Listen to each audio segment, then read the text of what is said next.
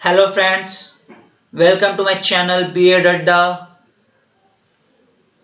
My name is Kunal and today this will be the last lecture for the paper 1, that is childhood and growing up, as this last previous year question paper, that is of 2022 and then previous one is 2019 to 21 for MCQ questions.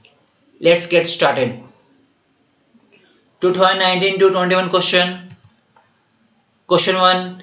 Many of our physical features like height, bone structure, hair and eye colors are, हमारी बहुत सी शारीरिक विशेषताएं जैसे लंबाई, हड्डी की संरचना, बाल और आंखों का रंग जो है वो इनहेरिटेड प्रॉपर्टीज है, विरासत में मिलने वाली जो है वो है।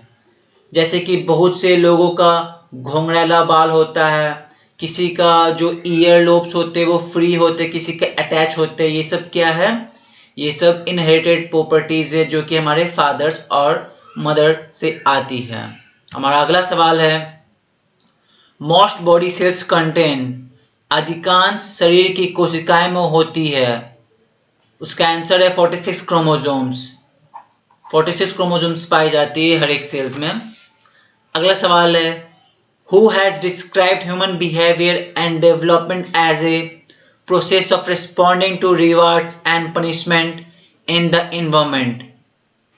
किसने मानव व्यवहार और विकास को पर्यावरण में इनाम और दंड देने की प्रक्रिया के रूप में वर्णित किया है? और इसका सही आंसर है जीन पियाजे। अगला सवाल है, Adolescence is a period of storm and stress was said by, किशोरावस्था तूफान और तनाव की अवधि है, किसने कहा था? और इसका आंसर है स्टैनले हॉल। स्टैनले हॉल ने ही कहा था कि जो किशोरावस्था है वो बहुत काफी तूफान और तनाव वाला है। अगला सवाल है, the best method to study growth and development of a child is, बालक में अभिवृद्धि और विकास का अध्ययन करने के लिए सबसे अच्छी वृद्धि क्या है? और इसका सबसे अच्छा मेथड है डेवलपमेंट मेथड, विकासात्मक विधि। अगला सवाल है, the study of juvenile delinquency includes children who are, बाल अपराध के अध्ययन में वो बच्चे शामिल रहते हैं जो होते हैं, जो क्या होते हैं? इसका सही आंसर ऑल ऑफ दीज, इनमें से सभी, जिसे हम नेग्लेक्ट करते हैं कि कोई डिपेंडेंट होता है, कोई फिजिकली और साइकोलॉजिकली एब्यूज्ड होता है। अगला सवाल है, individual learners differ from each other in, व्यक्तिगत शिक्षार्थी एक दूसरे से भिन्न है। और इसका सही आंसर है रेट ऑफ डेवलपमेंट, विकास दर से। अगला सवाल है, which of the following statement is not true, निम्नलिखित में से कौन सा कथन सत्य नहीं है? और इसका आंसर है education is a goal oriented process, शिक्षा एक लक्ष्य उन्मुख प्रक्रिया है। अगला सवाल, the actual transmission of genetic properties is done by, आनुवांशिक गुणों का वास्तविक हस्तांतरण निम्न में से किसके द्वारा होता है? और इसका सही आंसर है डीएनए, जो कि साइटोप्लाज्म में पाया जाता है, न्यूक्लियस में पाया जाता है, हर एक सेल में पाया जाता है। अगला सवाल है, the environment of the home is very important in the education of a child was said bye, बालक की शिक्षा में घर के वातावरण का बहुत महत्व होता है, यह कथन है। तो ये कथन दिया था आपके रोसे ने, ये रोसे का कथन है। Now the last question of previous year 2022। Development means, विकास का अर्थ है परिवर्तन, चेंज। अगला सवाल, the factors affecting human development are, और इसका सही आंसर है मानव विकास को प्रभावित करने वाला तत्व है वो both of these hereditary and environment are very important factor, both have to be included for the human development. What is childhood called, बाल्यावस्था को कहा जाता है, और इसका सही आंसर है गोल्डन एज, स्वर्णिम अवस्था। अगला सवाल है whose development is called cognitive theory of child development, किसके विकास के सिद्धांत को ज्ञानात्मक विकास का सिद्धांत कहा जाता है, और इसका सही आंसर है जीन पियाजे। अगला सवाल है डिप्रेशन इज, अवसाद है, ये मेंटल डिसऑर्डर है, मानसिक विकृति का है।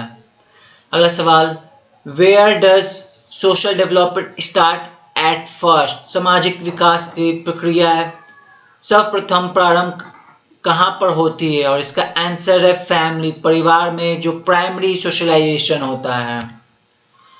अगला सवाल है सेल्फ डिस्क्रिप्शन इज डिस्क्राइब्ड, आत्मवर्णन किया जाता है, ये ऑटोबायोग्राफी में किया जाता है, आत्मकथाओं में बताया जाता है अपने बारे में। Who said heredity is the transmission from parents to offspring of physical and mental characteristics, वंशानुक्रम माता पिता से उनकी संतान में दैहिक और मनोगुणों लक्षणों का संप्रेषण है, किसके कथन है, ये है आपके जेम्स ड्रेवर के, second option. Last question is multi dimensional development deals with, बहुआयामी विकास संबंध है, इसका आंसर है ऑल ऑफ दिस, इसमें सभी मेंटल फिजिकल एंड इमोशनल, मानसिक भौतिक और संवेगात्मक विकास आपका डेवलपमेंट के लिए इंपॉर्टेंट है, जो कि मल्टी डायमेंशनल डेवलपमेंट में आता है। ये आपका मैंने last 6 years question paper MCQ के मैंने 3 वीडियोस में कंप्लीट किया है। कृपया करके इस एग्जामिनेशन से पहले एक बार ज़रूर देख ले, क्योंकि क्वेश्चंस, एक क्वेश्चन आपके 2 मार्क्स के होते हैं, और आपको पता है एक मार्क्स पास होने के लिए और टॉप करने के लिए बहुत महत्वपूर्ण है। और ये क्वेश्चन रिपीटेड भी होते हैं, और इससे एटलीस्ट आपको ये अंदाज़ा मिल जाएगा कि कैसे पढ़ना है, एमसीक्यू कैसे सॉल्व करना है। डेफिनेशंस मेनली हर एग्जाम में आपके हर एक पेपर में आएंगे, चाहे वो ग्रोथ के डेवलपमेंट, ग्रोथ के डेफिनेशंस, किस साइंटिस्ट ने क्या क्या दिया था, उसके स्टेटमेंट, मेनली स्टेटमेंट दिए हुए रहेंगे, आपको बताना है कि ये स्टेटमेंट किस साइंटिस्ट के होते हैं। दूसरा होता है कि जो चाइल्डहुड, एडोलसेंट या ये एडल्टहुड जितने भी आपकी स्टेजेस है वो कौन कौन से एज में होते हैं, उसकी कैरेक्टरिस्टिक्स क्या होते हैं, ऐसा सवाल हो सकता है। सेल्फ डिस्क्रिप्शन या ऑटोबायोग्राफी या सेल्फ स्टीम, ये सब जितने भी स्टेटमेंट है सेल्फ से रिलेटेड, इससे आपके एमसीक्यूज आने की संभावना है। फिर से आपकी जो डेवलपमेंट है वो आपको हेरिडिटरी एंड एनवायरनमेंट पे डिपेंड करता है, तो ये स्टेटमेंट भी आपके काफ़ी इम्पॉर्टेंट है।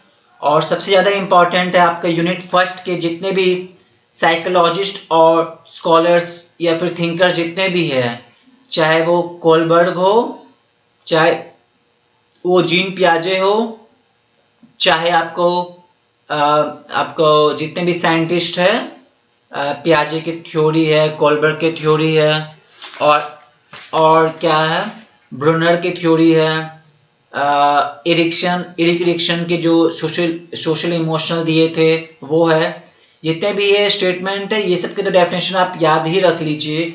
और रॉस जो है ये काफ़ी फेमस साइकोलॉजिस्ट है, इसकी जो डेफिनेशंस है ना, आप चाहे वो ग्रोथ हो के या फिर डेवलपमेंट के हो, ये काफ़ी इंपॉर्टेंट हो, तो आप ये कृपया करके इसके डेफिनेशन जो दिए हुए वो बहु याद कर लीजिए, देख लीजिए, एग्जाम पॉइंट ऑफ व्यू से वेरी इंपॉर्टेंट है आपके। और जितने भी आपके ये स्टेटमेंट दिए थे आपके कोलबर्ग के क्रिटिक्स जो है, कैरोल गिलिगम के क्रिटिक्स है, ये इंपॉर्टेंट है। और आपके जो क्या बोलते हैं, हाँ, साइंस में जो दिए हुए आपका सेल्फ कंसेप्ट, सेल्फ स्टीम, ये सब सबसे इम्पोर्टेंट पॉइंट ऑफ व्यू से हैं। और आपका जो एक बस इतना काफ़ी है आपके एमसीक्यू के लिए। Stay tuned for the next paper, that is Contemporary India and Education, for the MCQ for the last 6-year question paper, which I am going to discuss in the next videos. Thank you.